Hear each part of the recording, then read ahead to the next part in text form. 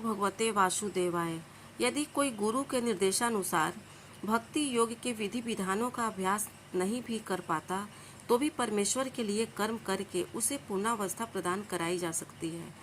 यह कर्म किस प्रकार किया जाए इसकी व्याख्या 11वें अध्याय के 55वें श्लोक में पहले ही की जा चुकी है। मनुष्य में कृष्ण भावनामृत के प्रचार हेतु सहानुभूति होनी चाहिए। ऐसे अनेक भक्त हैं जो कृष्ण भावनामृत के प्रचार कार्य में लगे हैं, उन्हें सहायता की आवश्यकता है। अतः पहले ही कोई भक्ति योग के विधि विधानों का प्रत्यक्ष रूप से अभ्यास न कर सके, उसे ऐसे कार्य में सहायता देने का प्रयत्न करना चाहिए।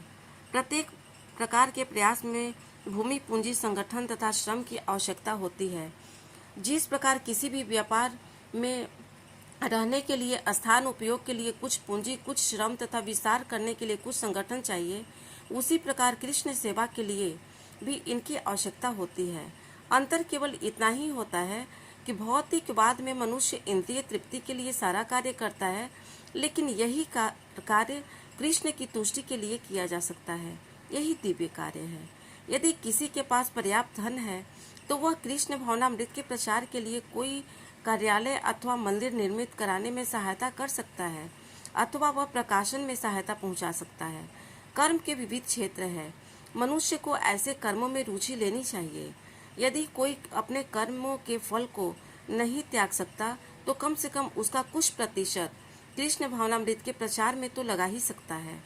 इस प्रकार कृष्ण भावनामृत की दिशा में स्वेच्छा से सेवा करने से व्यक्ति भगवत प्रेम की उच्चतर अवस्था को प्राप्त हो सकेगा, जहाँ उसे पूर्णता प्राप्त हो सकेगी।